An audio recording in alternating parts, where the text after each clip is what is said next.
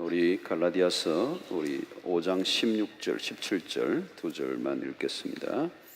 갈라디아서 5장 16절, 17절. 갈라디아서 5장 16절, 17절. 같이 읽겠습니다. 시작. 내가 이르노니 너희는 성령을 따라 행하라. 그리하면 육체의 욕심을 이루지 아니하리라. 육체의 소욕은 성령을 거스르고 성령은 육체를 거스르나니 이 둘이 서로 대적함으로 너희가 원하는 것을 하지 못하게 하려 함이라. 아멘. 반갑습니다. 안 반가워요? 식사했습니까?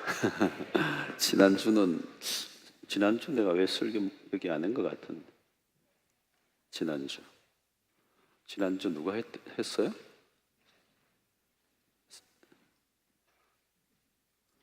분위기가 지난주 누가 여기? 예. 우리가 그 오이오 이후에 제가 오이오 아주 한참 지난 것 같죠. 셋째 주를 지냈어요. 그래 오이오 해운대 집회 회개 집회 이후에 첫째 주 제가 왔을 때 설교가 첫째를 첫째 자리에 놓자 그랬습니다. 그래서 1계명 하나님을 사랑하는 그것이 크고 첫째 되는 계명이다. 예수님이 말씀하셨는데 그것을 첫 자리에 두어야 된다. 그래서 하나님을 섬기는 것이 첫 자리에 놓여 있는 이 부분을 우리가 첫째 자리에 우리 인생에 올려놓는 것, 그것을 놓치면 우상숭배가 되죠. 그래서 우리의 모든 죄는 거기서 오는 것입니다. 그래서 항상 우리의 신앙의 중심은 첫째 계명, 크고 첫째 되는 계명, 하나님을 마음을 다하고 목숨을 다하고 뜻을 다하여 사랑하는 그 일에 우리가 전부를 걸어야 되죠. 그래서 10계명에서도 1계명이 중요하다 그랬습니다. 1계명이 무너지면 하나님을 섬기는 것, 하나님 외에 다른 신을 두지 않는 것을 놓치면 모든 계명이 다 무너진다 그랬습니다. 두 번째 지난 주간에는 십자가에 대한 말씀을 나누었습니다. 그래서 아무든지 나를 따라오려거든 자기를 부인하고 자기 십자가를 지고 나를 따를 것이니라.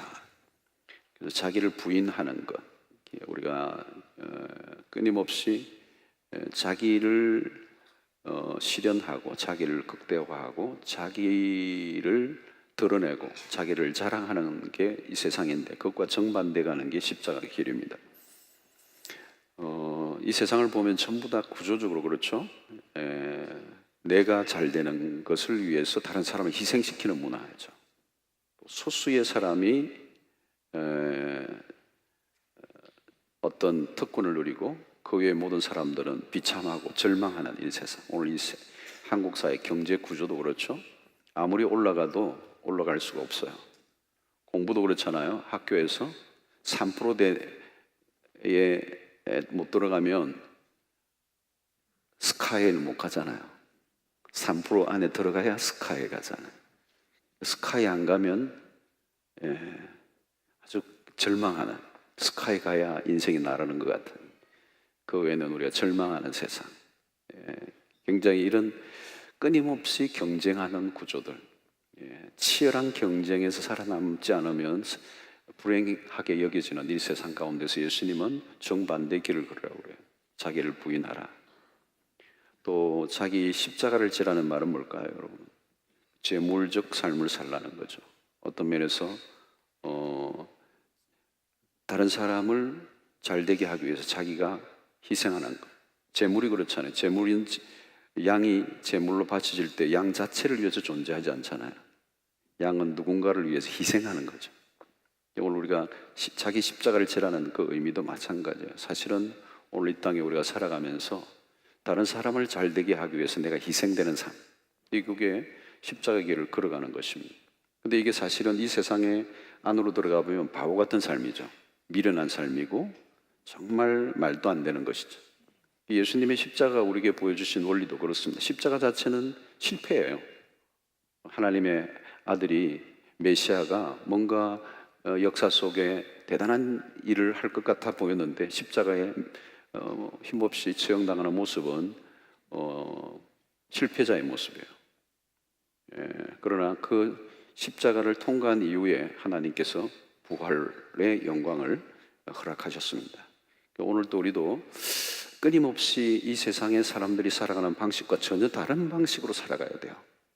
직장에서도 또 우리 앞으로 사회생활에 나아갈 때 세상 사람들이 살아가는 치열한 경쟁하고 남을 죽이고 자기가 스스로 성공하고자 하는 이 치열한 경쟁 세계 속에서 오히려 다른 사람을 위해서 희생하는, 또 죽어지는 바보 같은 그런 삶, 남이 보기에는 정말 적응할 수 없고 남이 보기에는 인생에 정말 부적응자 같이 보이는 그런 인생을 살아가지만, 그것이 세상에서 우선에 계산이 안 나고 안 될 것 같아 보이지만 결국은 그렇게 십자가의 원리로 살아가는 인생에게 마침내 하나님께서 개입하시고 놀라운 그런 부활의 역사, 우리를 반전의 역사, 우리가 상상할 수 없는 모습으로 우리를 사용하시는 그런 은혜가 있게 되는 것입니다. 그래서 지난 주간은 십자가에 관한 얘기했고, 우리 오늘은 특별히 이제 오이오 이후에 시리즈 설교 세 번째로 성령에 대한 얘기를 좀 하려고 합니다. 제가 이제 시드니에서 20년 동안 살았는데, 시드니에 온 세 부류가 있어요. 오면은 이제 모두가 시드니의 랜드마크가 여러분 잘 아는 것처럼 오페라 하우스잖아요. 오페라 하우스에 다 와서 이제 인증샷을 합니다. 호주에 왔다가도 오페라 하우스에서 딱 찍고 가야 이제 호주 갔다 오는 게, 이제 자 봐라, 오페라 하우스 보이지, 내가 시드니 갔다 왔어. 이제 전부 다 오페라 하우스에 다 와요. 거기에서 이제 뭐 계단에서 사진을 찍고 막 이제 다 하고 하죠. 두 번째 부류는 그 내부 오페라 하우스 실내를 보게 하는 투어가 있습니다. 그것은 이제 예약을 하고 시간에 맞춰서 그룹으로 들어가면 그 인사이드를 보여줘요. 그 인사이드에 들어가 보면 굉장히 이 많은 홀들이 있습니다. 오페라 홀이 있고 콘서트 홀이 있고 뭐 또 드라마 홀이 있고 어린 아이들의 그 공연장도 있고 또 무대에 여러 가지 세팅하는 큰 창고들도 있고, 들어가 보면 굉장합니다. 또 공연장의 어떤 규모나 또 여러 가지 이제 시설들에 대한 배경과 히스토리들을 막 얘기해 주죠. 이제 그렇게 구경하고 오는 사람이 있습니다. 세 번째 부류는 그런 거 말고 실제적으로 오페라 하우스에 공연을 이제 티켓을 끊어서 보는 사람들이 있죠. 어떤 거는 꽤 비쌉니다. 유명한 것들은 아주 몇백 불 하니까 몇십만 원 하잖아요. 그래도 이제 그 공연 티켓을 끊어서 그 안에 들어가서 이제 공연을 보는 사람들이 있어요. 똑같이 시드니에 가서 오페라 하우스를 보고 왔는데 전혀 달라요. 한쪽은 껍데기만 보고 온 거죠. 한 사람은 인사이드를 들어가서 본 거예요. 한 사람은 공연을 본 거죠. 첫 번째, 두 번째 부류는 건물만 보고 온 거예요. 한 사람 바깥을 본 거고 한 사람은 안쪽을 본 거 밖에 없지. 사실은 건물이죠. 더 중요한 것은 그 오페라 하우스 안에서 공연을 보는 거죠. 여러분, 이 오페라 하우스의 이 설계가 기가 막히게 되어 있어요. 그래서 정말 공음이 잘 돼요. 정말 유명한 그 콘서트 홀은 그렇다고 그래요. 작은 못이 하나 톡 떨어져도 그 소리가 저 끝까지 들린다는 거예요. 피아노도 피아노 C 아주 작은 거를 쳐도 살짝 쳐도 아주 끝까지 들려요. 마이크가 필요 없는 거죠. 어떤 면에서 너무 고음이 잘 되고 전달이 잘 되기 때문에. 그런 데서 세계적인 공연들이, 세계적인 어떤 무대들이 날마다 1년 12달 365일 끊임없이 빈자리가 없이 채워지는 곳이 오페라 하우스거든요. 전혀 똑같은 곳이지만 자기가 갔다 온 얘기를 할 때 다른 얘기를 하잖아요. 마치 오페라 하우스에 가서 오페라를 못 보고 오는 것은 식당에 갔다가 음식 냄새만 맡고 오는 거하고 똑같아요. 그냥 줄 섰다가 뭐 이렇게 오는 거죠. 의자에 한번 앉았다 오는 것과 똑같아요. 여러분, 우리 신앙생활 속에서도 이제 그런 경험들이 많이 있을 수 있습니다. 그 제임스 페크 박사의 그 노인 가시라고 하는 책, 우리가 하나님을 아는 것과 하나님에 대해서 아는 것은 다른 것이죠. 완전히 다른 것. 신앙에 대해서 여러 가지 얘기할 수 있습니다. 성경 공부에 참여하고 신앙에 대한 논쟁, 토론도 할 수 있어요. 또 하나님에 관련된 일을 할 수도 있지만 하나님을 모를 수 있죠. 여러분, 연애를 해본 사람하고 연애에 관련된 책을 한 100권 읽은 사람하고 누가 연애를 할까요?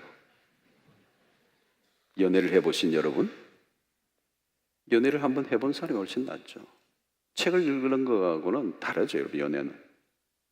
연애라는 뭘까요, 여러분? 그거 실제적으로 연애를 할 때 그 가슴 떨림, 그죠? 그 떨림이 있고, 때로는 아픔도 느끼고, 어떤 때는 굉장히 그 외로움도 느끼고, 배신도 느끼고, 고통도 느끼고, 이런 게 있잖아요. 그 많은 것들을 통과하는 그 경험들을 실제적으로 경험해 본 사람하고 책으로만 읽은 거하고는 다른 거잖아요. 오늘 요즘 이제 지식의 사회이기 때문에 많은 사람들이 많은 것을 알고 있습니다. 모르는 게 없어요.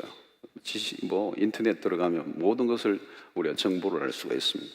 그런데 내가 지금 알고 있다는 그 사실이 나에게 어떤 유익이 있느냐는 거죠.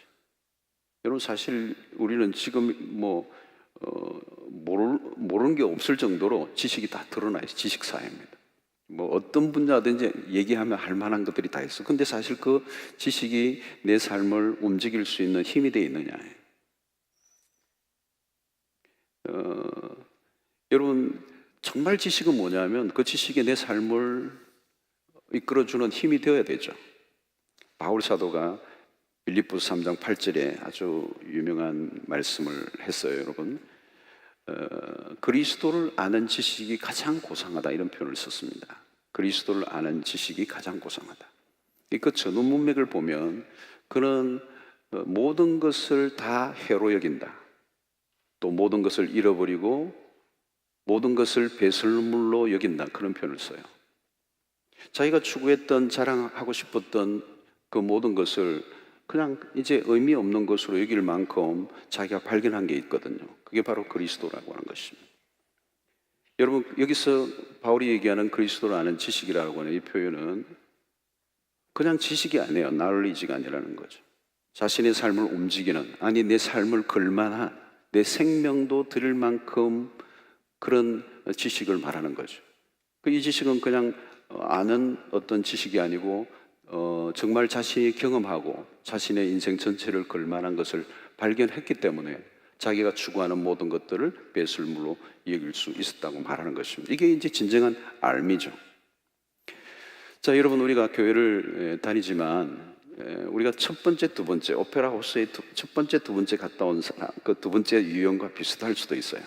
그냥 교회 갔다 왔다라고 하는 인증샷. 오늘 주일 성수했어. 오늘 주일 예배 참여했어. 오늘 그룹에 참여했어. 그러나 그 이상의 뭔가는 없어요. 또 어떤 사람은 조금 더 깊이 들어갈 수 있겠죠. 내가 봉사도 했어, 섬겼어, 내가 어떤 역할을 함으로 인해서 자기가 뭔가를 조금 더 처음 나온 사람들과는 다른, 예배만 참석한 사람들과는 조금 다른 어떤 무엇을 경험할 수도 있을 거예요. 그러나 정말 그 안에 있는 깊은 세계를 경험하지 못했다면 우리의 삶이, 우리의 신앙이 우리의 삶을 움직일 수 있는 그런 아무런 힘이 없는 것입니다. 오늘 여러분, 우리가 신앙생활 할 때 머리로만 하는 신앙생활 되기가 참 쉬워요. 그래서 많은 성경 공부를 했고 예배도 참여했는데 실질적으로 내 삶을 살아가려고 하면 그 삶이 안 나오는 거예요. 아무런 영향력이 없는 거예요. 그래서 예배 따로, 생활 따로, 신앙 따로, 생활 따로, 따로 국밥이 되는 것입니다. 고린도전서 2장 11절에 보면 이런 말씀이 있습니다. 사람의 일을 사람의 속에 있는 영 외에 누가 알리오? 이와 같이 하나님의 일도 하나님의 영 외에는 아무도 알지 못한다. 또 13절에 보니까 영적인 일은 영적인 것으로 분별한다. 14절에 육에 속한 사람은 하나님의 성령의 일들을 받지 아니한다. 여러분, 이 모든 것들 속에 말하는 것은 뭐냐면 영적인 눈이 열리지 않으면 영적인 세계를 볼 수 없다는 것입니다. 인간적인 노력으로 신앙생활을 할 수 있는 게 아니라는 거죠. 그러니까 인간적인 노력으로 아무리 해도 한계를 가지고 있어요. 여러분, 우리가 지성으로 아무리 성경을 들여다봐도 성령께서 우리의 눈을 열어주지 아니하시면 이 성경이 열리지가 않아요. 여러분, 기적을 본다고 우리가 하나님을 믿는 게 아닙니다. 어떤 사람은 내가 기적을 보여주면, 내가 암이 나오면 난 하나님 믿겠다. 아니에요, 안 믿어요. 이스라엘 역사를 보면, 성경을 보면 기적을 보고도 안 믿는 건 너무 많아요. 기적을 본다고 예수를 믿는 게 아니에요. 기적을 보고 더 마음이 강팍해지는 사람도 있어요. 기적을 보아서 하나님을 믿는 게 아니라 성령께서 우리의 눈을 열어주셔서 보게 하셔야 우리가 하나님을 믿을 수가 있는 거죠. 성경을 읽는다고 깨달아지는 게 아니에요. 영적인 눈을 성령이 열어주셔야 이 성경을 깨달을 수 있는 것입니다. 그래서 사실 여러분, 오늘 우리가 겉으로는 잘 몰라요. 똑같이 뭐 오페라 하우스 갔다 온 것 같아요. 다 얘기할 만해요.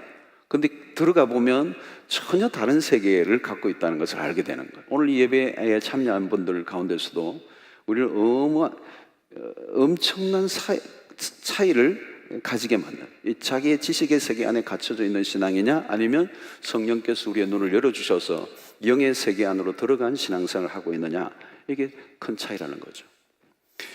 여러분, 예수님께서 부활하시고 성천하시기 직전에 제자들에게 하신 말씀이 뭐냐면, 내가 세상 끝날까지 너희와 항상 함께 있으리라 말씀하십니다. 어떻게 예수님이 성천하시면서 제자들에게 세상 끝날까지 너희와 항상 함께 있다고 말씀하십니까? 이 약속 안에는 뭐 여러 가지 의미가 있겠지만 성령의 약속이에요. 예수님은 비록 육체를 입고 계시는 예수님은 하늘로 성천하시지만 영으로 계신 하나님이 우리 가운데 함께 하셔서 영원토록 함께 하시겠다고 약속하셨어요.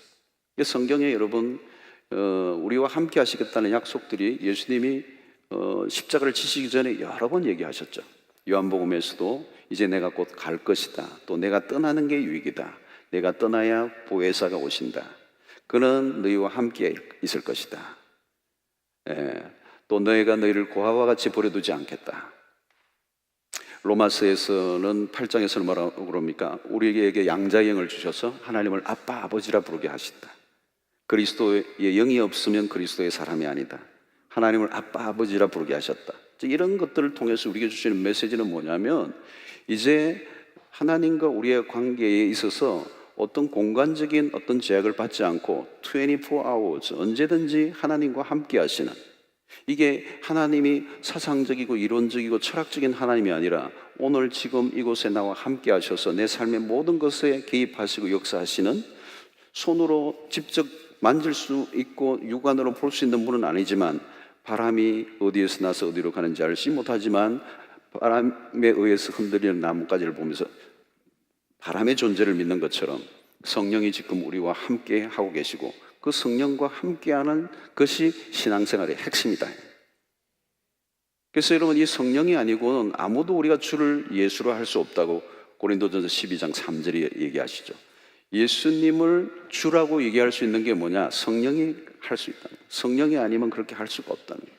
그래서 우리의 모든 영의 세계는 이 지식의 세계 안에 갇혀있는 우리의 그 지식의 얼음 바다를 확 깨고, 그 안에 성령이 우리 안에 문을 활짝 열어주셔서 그 진리의 세계 안에 들어가게 하심으로 우리가 이전에는 전혀 알 수 없었던 새로운 세계 안으로 우리를 이끌어 들이신다고 말씀하시는 거죠.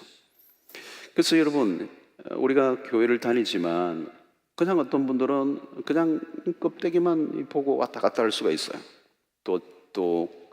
좀 다니면 직분도 받을 수 있고, 또 뭐 팀장도 될 수도 있고 여러 가지 활동하지만, 그러나 이 변두리에서 오고 가는 거예요. 깊이 안에 들어가지 못하는, 성령의 임재를 경험하지 못하고 성령이 나와 함께 하시는 것을 전혀 경험하지 못하면 봉사도 하고 출석도 하고 많은 것들도 하지만, 그러나 그 깊은 세계 안에 들어가지 못하게 되는 것입니다. 여러분, 오페라 하우스 바깥에서 보는 것은요, 그냥 건물의 지극히 일부분에 불과한 거죠. 많은 사람들이 보면 오페라 하우스 껍데기만 너무 좋아하는 거예요.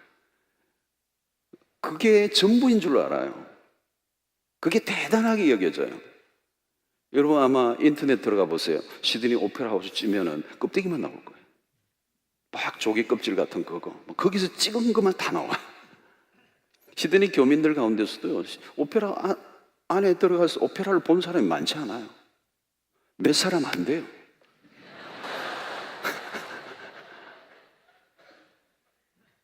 여러분, 오페라를 보러 갈 때는 그냥 보러 가는 게 아니에요. 오페라에 대해서 오늘 공연하는 것들이 무엇인지 작품에 대해서 설명서도 충분히 읽고, 그것에 대한 여러 가지 공연들, 세계적인 공연들도 읽고, 그날 출연한 배우들의 이력도 읽고, 여러 가지 공부를 해가지고 가죠. 그리고 그날에 나오는 메인 음악들이 어떤 것인지 또 듣고 막 그렇게 하면서 가잖아요. 그 갔을 때 그 안에서 느끼는 문화적인 이 깊이들, 세계적인 명장들의 그 연주들, 기가 막힌 오페라 가우스들의 그냥 그 실력들이 마음껏 발산되는 거죠. 제가 있었던 교회에 한 형제가 호주에서 성악을 공부하고 호주 주류사회 그 오페라계에 들어갔어요. 그래서 주연급 가수가 되었어요. 우리 남자 형제인데 지금은 결혼했습니다. 키가 크고 얼굴도 괜찮고 아주 그래요. 그래서 주연급 가수가 됐어요. 라보엠 주연이 됐는데요. 저보고 그 주연 가수에게 주는 티켓 2장을 자기가 딱 2장만 준대요. 주연에게도. 그걸 저희 부부에게 이제 보도록 선물을 줬습니다. 그래서 제가 갔더니 저 오페라를 이제 계속 보고, 인터미션, 이 중간 휴식 시간이 되면 휴식 때가 되죠. 그러면 나오면 바깥으로 이렇게 테라스로 나오면 그 시드니 밤바다 해변의 밤의 그 야경이 기가 막혀요. 그런데 이 주연 가수가 또 저에게 탁 다가오는데 말이에요. 목사님 이러면서 다가오면서 또 주연 가수하고 싹 그 야경에서 사진을 찍는 이 뷰티풀. 여러분, 거기에서 새로운 세계가 있죠, 여러분. 끝에서 사진만 찍고 간 사람들이 전혀 알 수 없는 세계가 있어요. 그 문화적인 깊이를, 그 감동을 어찌 사진만 찍고 간 사람들이 얻을 수가 있겠어요, 여러분. 건물이 아니거든요.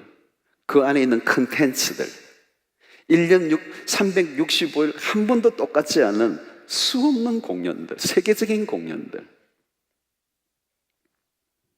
여러분, 오늘 신앙생활은 영의 세계로 들어가야 돼요. 그것은 성령으로 가능해요. 우리의 지성으로, 인간의 노력, 의지로 노력은 안 돼요. 성령이 우리를 새로운 세계로 이끌어 들이셔야 돼요. 그 성령의 경험이 있었어야 돼요. 오늘 예수를 믿으면 우리 안에 성령이 오셨어요, 이미. 그런데 그 성령이 오늘 우리의 삶 속에 떠나지 않고 함께 하시는데, 그 성령의 임재를 늘 경험하는 삶. 그분은 우리를 떠나지 않는다고 그랬어요. 24시간 우리와 함께 계세요. 그분은 하나님이세요. 그분은 진리의 영이세요. 우리를 이 육체의 한계에 갇혀 있지 않고 영의 세계로 우리 이끌어 들이시죠. 그래서 우리가 그냥 평범한 삶으로 끝내지 않고 육신에 매여서 살아가는 존재로 살지 않게 하시고, 영적인 존재로 계속 성화된 삶을 살아가도록 우리를 이끌어 들이시는 분이 성령이신 것이죠. 그래서 여러분, 오늘 이 본문을 보면 그런 말씀이 있어요. 16절에 보니까 내가 이르노니 너희는 성령을 따라 행하라. 그리하면 육체의 욕심을 이루지 아니하리라. 육체와 성령, 전혀 다른 세계죠. 그래서 17절을 보면 육체의 소욕은 성령을 거스르고 성령은 육체를 거스르나니 이 둘이 서로 대적함으로 너희가 원하는 것을 하지 못하게 하라.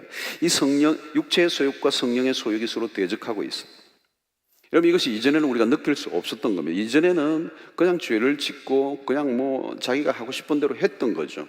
근데 우리가 성령 안에 살고 있는 사람들 안에 무슨 정상이 일어나냐? 갈등이 일어나요. 예수를 믿고 성령이 우리 안에 계시는 증거가 뭐냐면, 이제 우리 안에 어떤 싸움들이 일어나고 있는 겁니다. 이 육체의 디자이어와 영적인 이 성령의 디자이어가 이 충돌, 대적이 일어나고 있다는 거예요. 여러분, 이것은 죽을 때까지 끝나지 않는 전쟁이에요. 여러분, 우리가 아무리 신앙생활을 열심히 하고 믿음이 좋다고 그럴지라도 우리 안에 이 전쟁은 계속돼요. 이 육체의 소욕이 끝이 나지 않아요. 나이가 들어도, 아무리 신앙생활을 오래 해도, 내가 무슨 훈련을 다 받아도 이 육체의 소욕은 끝나지 않아요. 우리가 살아있는 동안 마지막 숨이 끝나는 데까지 육체의 소욕이 있어요. 여러분, 이 죄의 속성이 우리 안에 계속해서 작동하고 있기 때문에 우리는 늘 긴장해야 돼요. 그리고 이 죄의 힘은 결코 얕봐서는 안 돼요. 우리를 하나님을 반역하게 만드는 이 강력한 에너지, 하나님으로부터 점점 멀어지게 만드는 이 강력한 에너지, 우리 안에 죄를 짓고 하나님을 거스르고자 하는 욕구, 에너지가 늘 있습니다. 여러분, 이것을 잘못 다루면 우리의 신앙생활이 성령으로 시작하여 육체로 마칠 때가 많아요. 많은 사람들, 그리스도인들이 성령으로 시작했지만 육체로 마치는 경우가 많아요. 이 갈라디아서에서 3장에서인가 얘기하고 있어요. 처음에는 신앙생활을 잘 해보겠다고 시작하지만 어느 순간에 되면 점점 신앙은 지지부진해지고 자기도 모르게 백슬라이딩을 하고 믿음의 침륜에 빠지는 경우들이 굉장히 많이 있죠. 그래서 영적 전쟁터에서 의외로 낙오자들이 굉장히 많습니다. 그래서 여러분, 오늘 우리가 신앙생활이 성령 안에서 우리를 초대하시는 삶은 뭐냐면 성화의 삶이에요. 그리고 우리의 5.25 때 여러분들 뭐 안내한다고 얼마나 회개를 그때 했는지 모르겠지만 회개를 우리가 뜨겁게 했잖아요. 이 회개의 우리의 초점이 뭐냐면 성화의 삶입니다. sanctification이라고, 성화의 삶. 빌립보에서도 말씀하죠. 여러분, 바울이 너희가 두렵고 떨림으로 구원을 이루라. 예수를 믿고 구원받은 사람이 천국 갈 때까지 우리가 해야 될 굉장히 중요한 것이 뭐냐? 두렵고 떨림으로 구원을 이루라. 성화예요. 거룩함이에요. 거룩한 삶을 추구하는 것. 성령이 우리를 어디로 이끌어 드십니까? 육체의 소욕을 이루지 않고 그 성령의 소욕을 따라 살아가도록 우리를 도우시는 분이십니다. 여러분, 우리의 평생의 주제예요. 그 사실 우리 신앙의 선조들, 특별히 이 청교도 신앙인들의 그 책들을 읽어보면 주제가 늘 뭐가 주제인가 하면은 이 성결에 관한, 거룩에 관한 것들이에요. 경건에 관한 것들이에요. 예, 성화에 관련된 거예요. 여러분, 이 고전을 읽어보면 그게 주제예요.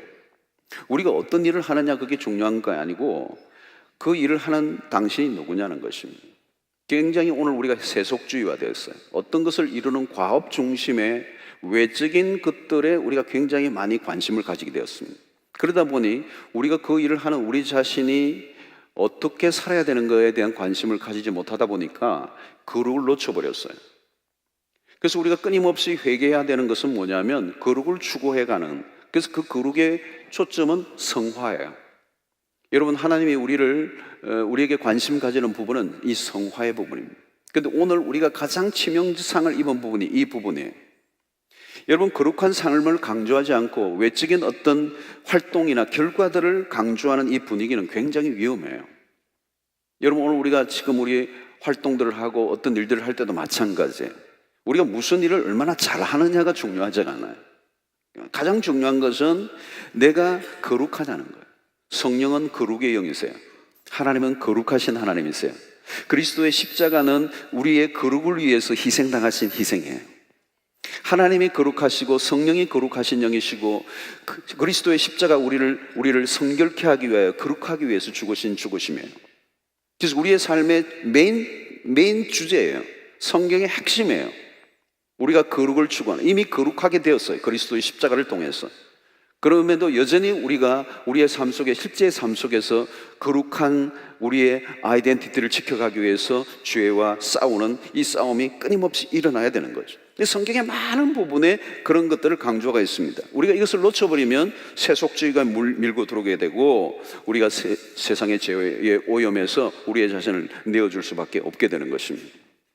그래서 오늘 이 바울은 가장 심플한 게 뭐냐면 우리가 거룩한 삶을 살아가기 위해서 해야 될 게 뭐냐? 성령을 따라 행하라는 거죠. 그리하면 육체의 욕심을 이루지 아니하리라. 굉장히 심플한 메시지예요.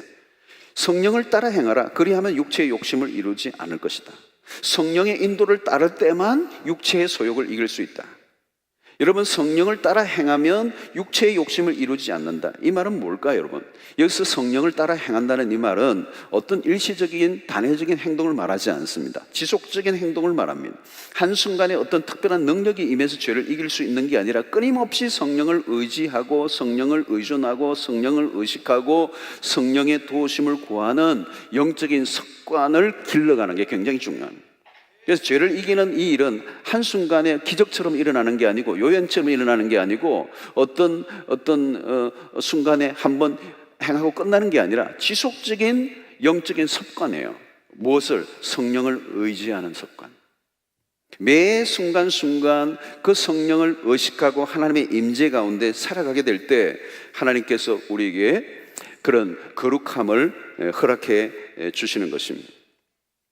여러분, 우리의 신앙생활은 성령과 함께하는 것입니다. 성령은 우리를 떠나지 않으세요. 우리를 늘 도우시길 원하십니다. 성령의 임재를 확신하고 경험하는 이것이 우리의 생활의 핵심이 되어야 되는 것입니다.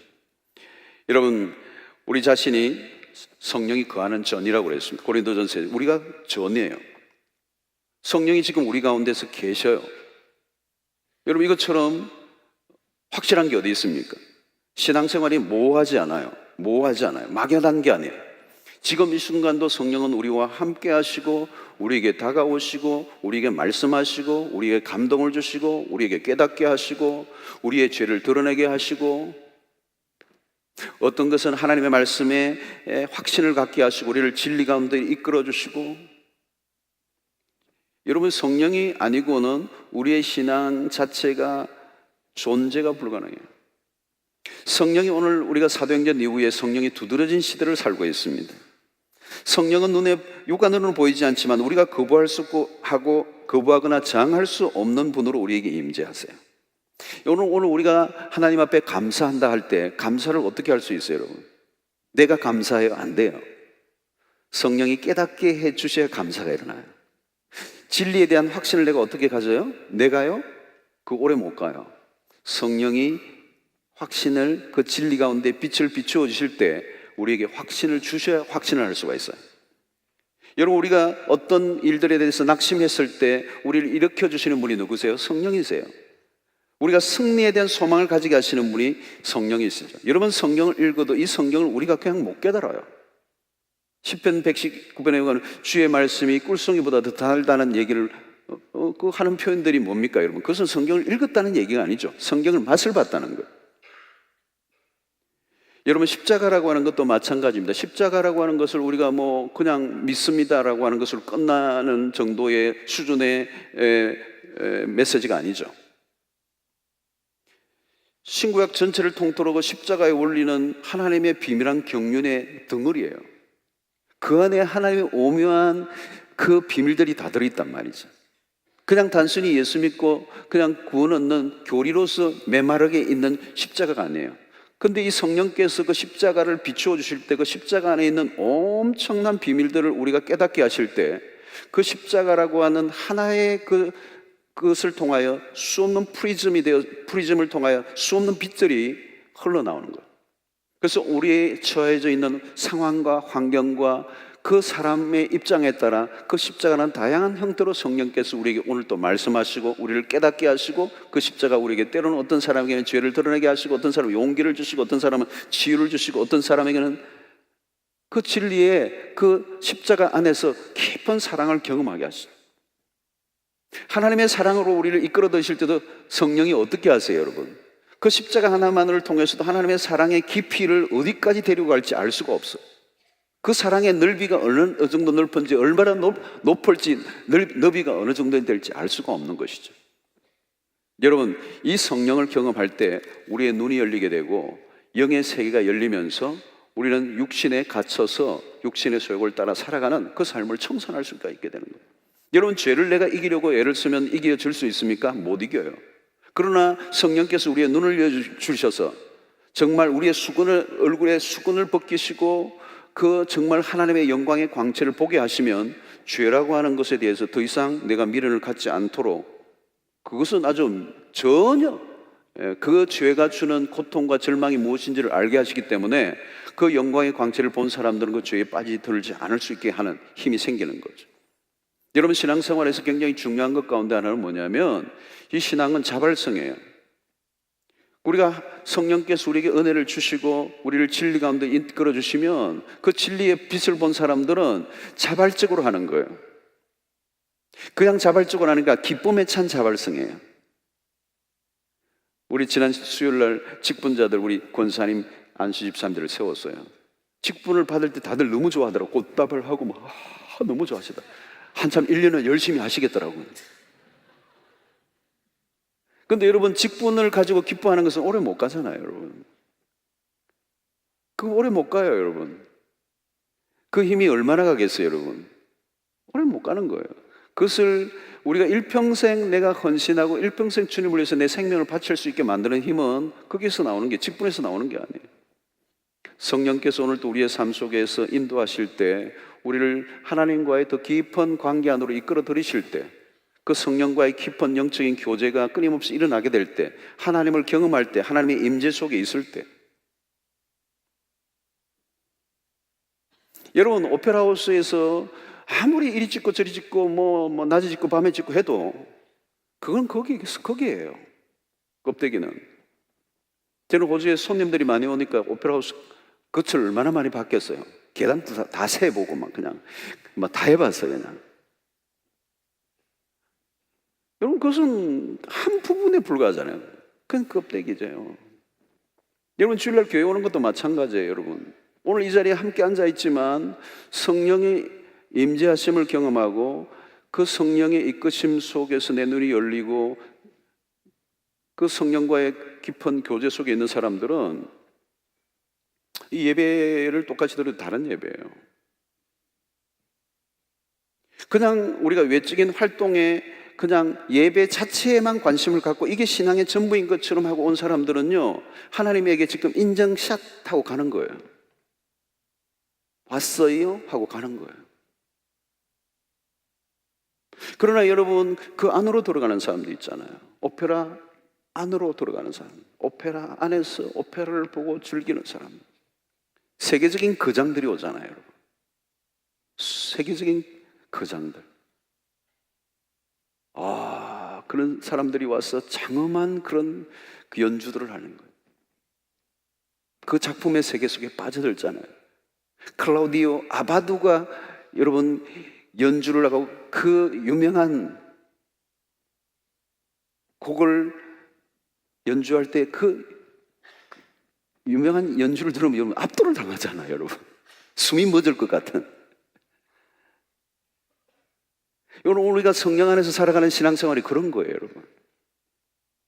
외형적으로 그냥 그는 육신의 어떤 그런 세계에 갇혀서 신앙생활 하면요, 주일 오는 것도 힘들어요, 어떤 때는.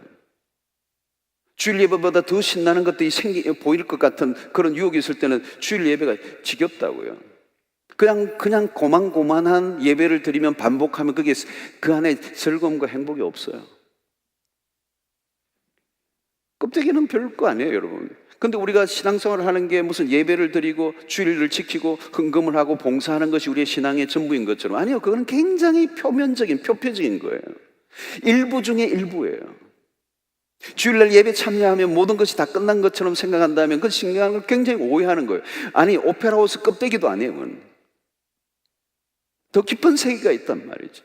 그게 뭐예요? 성령과 함께하는 사람. 성령을 따라 행하라. 성령과 함께하는 삶은, 여러분, 그렇게 되면 다른 세계예요. 여러분, 시대에 살아가는 사람들은 애니얼 프로그램이 있어요. 그 오페라하우스에 365일 동안 하는 공연 스케줄이 나와요. 그 2년, 3년치 모든 예약이 다 돼 있잖아요. 미리 부킹을 안 하면 공연을 볼 수가 없어요. 미리 부킹하면 자리를, 내가 원하는 자리를 찾을 수가 없다고요. 여러분, 그런 것들을 보면 가고 싶어 하죠. 그냥 겉에서 건물을 사진 찍는 것은 몇 번이면 됐죠. 오케이, 충분해요. 근데 안에 들어가서 공연을 보는 것은 이런 새로운 거예요. 돈을 주고도 그날을 기다리는 거예요. 환상적인 그런 연주를 기대하는 마음이 생기는 거죠. 다른 세계잖아요. 우리가 영의 세계로 들어가면 그렇다는 거죠. 오늘 또 여러분, 성령과 함께하는 그런 하나님의 임재를 경험하는 사람들은 예배도 달라요, 여러분. 1년 12달 같은 예배가 한 번도 없어요. 똑같은 곡을 부를지 몰라도 성령의 임재하심을 알고 성령과 함께할 줄 아는 사람들은 똑같은 예배가 없고요, 1년 12달 다르고요. 저 같은 경우는 하루에 예배를 많이 들으잖아요. 기본 5번은 드리잖아요. 부러워하는 눈치가 하나도 없는데 5번 드리고 있어요. 보통들 6번도 하죠, 여러분. 근데 예배 때마다 달라요, 분위기가. 예배 때마다 분위기가 다르고요. 예배 때마다 제 설교가 달라요. 신기해요. 설교 내용도 달라지고요. 할 때 제 느낌도 달라요. 어느 예배가 가장 좋으냐고 묻지는 마세요. 그러나 분명한 것은 여러분, 그 성령과 함께 할 때 여러분 우리의 모든 그 예배들 안에 감격이 있어요. 오늘도 저는 매 예배들마다 그 성령과 함께하는 그 은혜가 무엇인지를 제가 경험했어요. 끝도 없는 거죠, 여러분. 여러분, 성경도 마찬가지예요. 여러분, 내가 읽는 게 아니라 성령이 우리의 눈을 열어주셔서 성경을 읽게 하면 그 성경은 내가 이전에 수없이 읽고 지나갔던 그 본문인데도 여전히 내가 알지 못하는 새로운 세계가 있는 거예요. 한 번도 가보지 못했던, 마치 그 오페라 하우스에서 한 번도 그 무대에 서본 적이 없는 새로운 무대가 서는 것처럼, 그날을 기대하는 것처럼. 여러분, 주님 앞에 나올 때 그런 감격이 있습니까? 제가 미국의 백악관에 가본 적이 있습니다.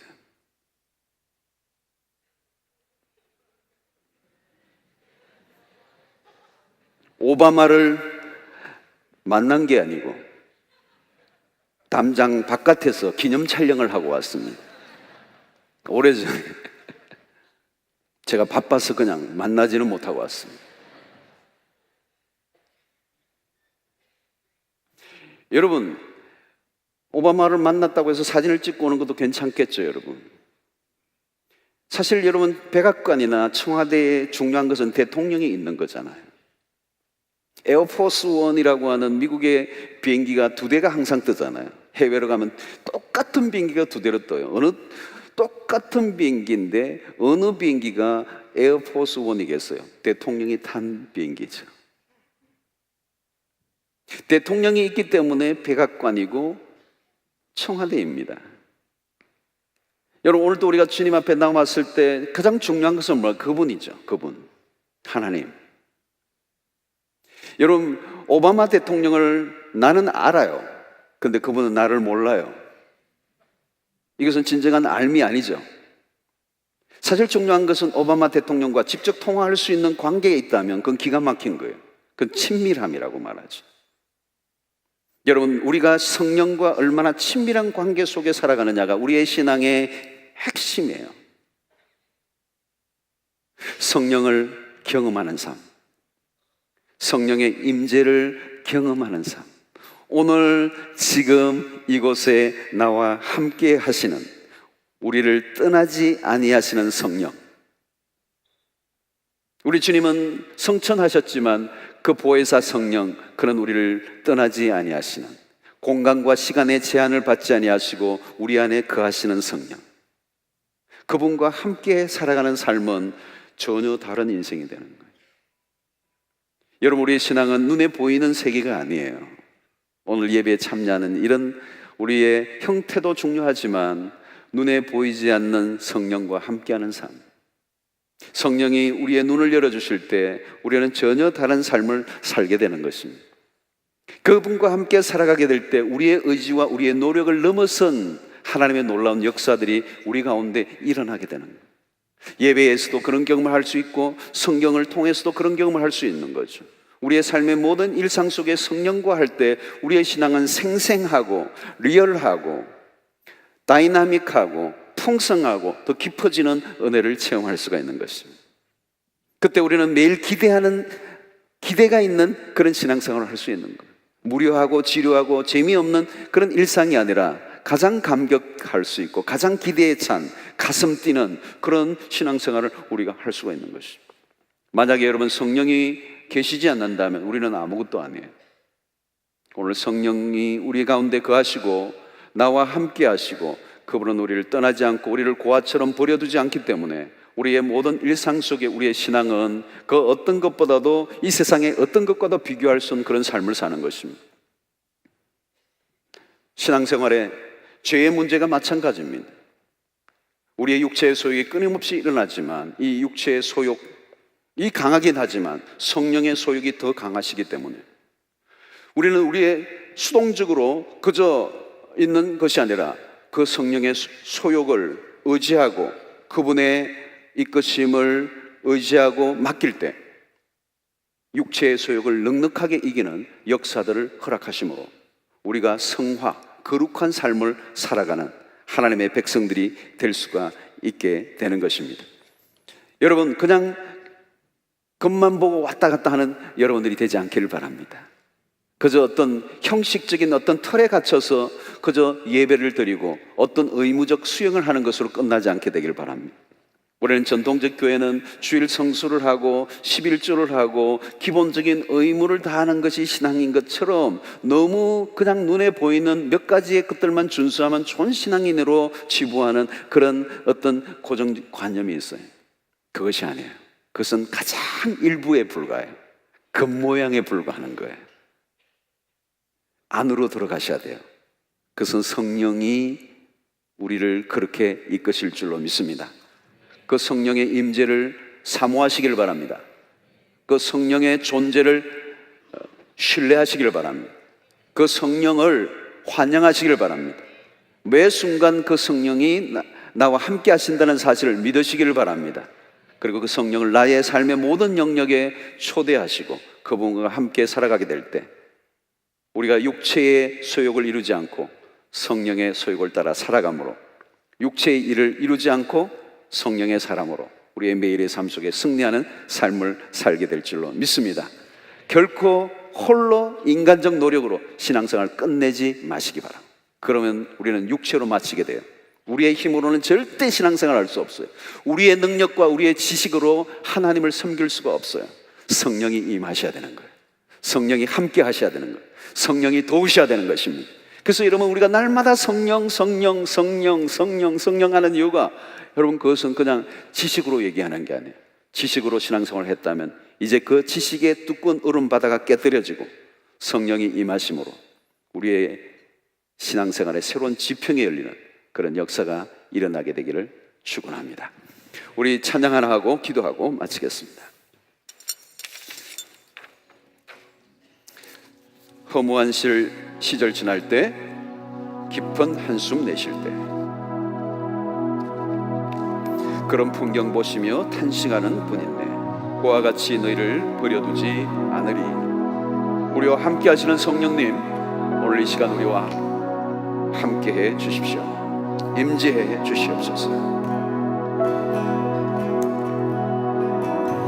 허무한 시절 지날 때, 깊은 한숨 내쉴 때, 그런 풍경 보시며 탄식하는 분이네.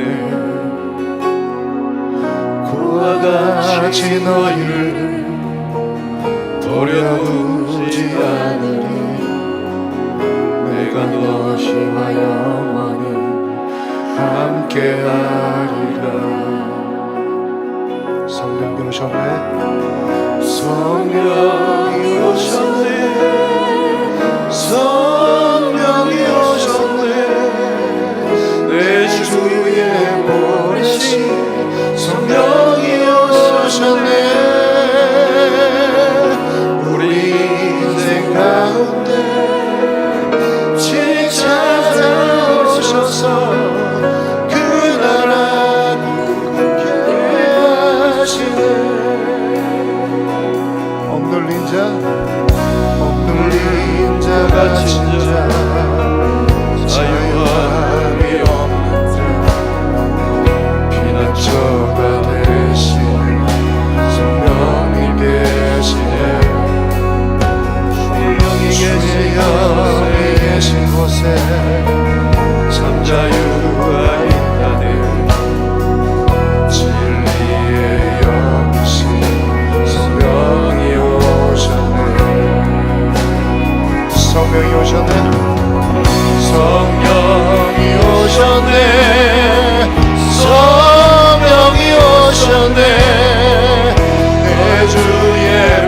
보내신 성령이 오셨네. 우리 인생 가운데 친히 찾아오셔서 그 나라 꿈꾸게 하시네. 억눌린 자 갇힌 자 억눌린 자 갇힌 자 자유함이 없는 자 피난처가 되시는 성령님 계시네. 아멘. 주의 영이 계신 곳에 참 자유가 있다네. 주의 영이신 성령이 오셨네. 할렐루야. 성령이 오셨네. 성령이 오셨네. 내 주에 보내신 성령이 오셨네. 우리 인생 가운데 친히 찾아오셔서 그 나라 꿈꾸게 하시네. 성령이 오셨네. 아멘. 성령이 오셨네. 성령이 오셨네. 내 주에 보내신 성령이 오셨네. 우리 인생 가운데 친히 찾아오셔서 그 나라 꿈꾸게 하시네. 성령이 오셨네. 성령이 오셨네. 내 주에 보내신 성령이 오셨네. 우리 인생 가운데 친히 찾아오셔서 그 나라 꿈꾸게 다시 한번 하겠습니다. 성령이 오셨네. 성령이 오셨네. 할렐루야. 내 주에 보내신 성령이 오셨네. 우리 인생 가운데 친히 찾아오셔서 그 나라 꿈꾸게 하시네. 할렐루야. 성령이 오셨네. 성령이 오셨네. 내 주에 보내신 성령이 오셨네. 우리 인생 가운데 친히 찾아오셔서 그 나라 꿈꾸게 하시네. 아멘. 여러분 오늘 시간 기도할 때 우리가 성령을 모시고 있는 전이에요. 전. 우리 안에 성령이 계십니다. 그 성령은 우리를 떠나지 않으세요. 우리와 함께 하십니다. 우리가 육신을 입고 있기 때문에 여전히 육체의 소욕이 있죠. 그 죄가 끌어당기는 죄의 그 당기는 맛, 그것이 아직도 우리에게 남아있어요. 만약에 성령이 우리 안에 계시지 않으면 우리는 속수무책입니다. 그냥 빨려 들어가게 돼 있어. 우리에게 죄성이 있지만, 우리의 육체의 본성이 있지만, 여전히 하나님을 거스리고자 하는 그 욕망이 우리 안에 있고, 내 중심대로 살아가려고 하는 욕망이 있지만, 우리 안에 감사한 것은 성령이 계세요. 그 성령의 소욕이 우리가 무조건 죄에 끌려다니지 않도록 우리를 도우세요. 문제는 나의 태도예요. 성령을 의지하셔야 돼요. 성령의 임재를 날마다 경험하시고 우리 안에 있는 그 거룩을 사모하는 마음들이 우리의 일상 속에서 계속해서 영적 습관으로 훈련되어져요. 한 방에 끝나는지는 않아요.